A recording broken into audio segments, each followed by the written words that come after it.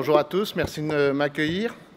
Je vais vous parler d'un projet chez Microsoft qui nous tient à cœur, qui a été lancé par notre vice-président il y a maintenant un an, qui s'appelle AI for Earth. Et l'idée est de mettre les services de Microsoft, les services de cloud de Microsoft, au service de notre planète, en utilisant les technologies nouvelles, les technologies de l'intelligence artificielle, pour essayer de construire ensemble des modèles et des solutions qui vont permettre de résoudre des problèmes que l'on a évoqués tout au long de ces 2 jours.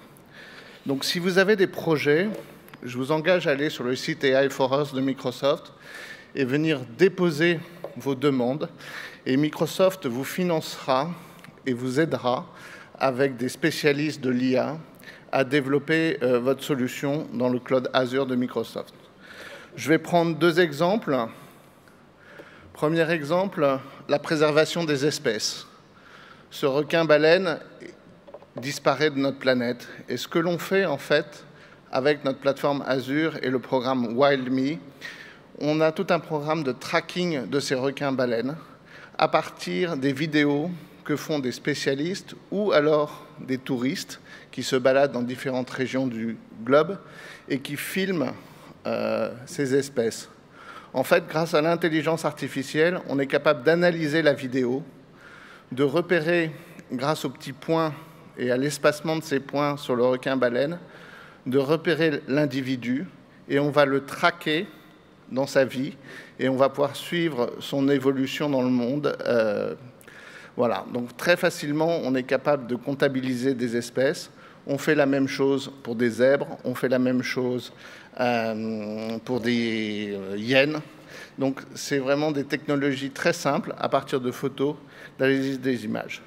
Deuxième exemple, un projet de conservatoire. Donc, on est aux États-Unis, dans la baie de Chesapeake.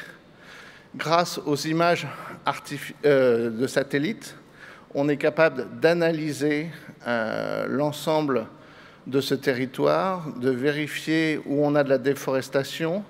On a travaillé avec le gouvernement américain et la NASA, et donc on a réussi à récupérer des images de superbe qualité, et donc on est dans une résolution de moins de 10 mètres, ce qui nous permet de suivre l'évolution de cette baie. En plus, il y a un programme communautaire qui a été mis en place, à savoir que tous les promeneurs autour de la baie peuvent télécharger l'application et remonter des informations intéressantes qui va permettre au Conservatoire du littoral de décider de différentes actions. Donc ces belles actions autour d'AI for Us sont des actions philanthropiques. On a participé à différents concours avec National Geographic et on a monté des opérations ensemble. On vient de se regrouper avec la fondation de Leonardo DiCaprio autour de la préservation des littoraux aussi. Donc n'hésitez pas à venir poser votre projet. Enfin, pour l'agriculture, Microsoft s'est lancé dans un grand projet qui s'appelle FarmBeats. Pendant 3 ans, des chercheurs de Microsoft et des agronomes se sont mis ensemble dans des exploitations agricoles aux États-Unis et en Inde.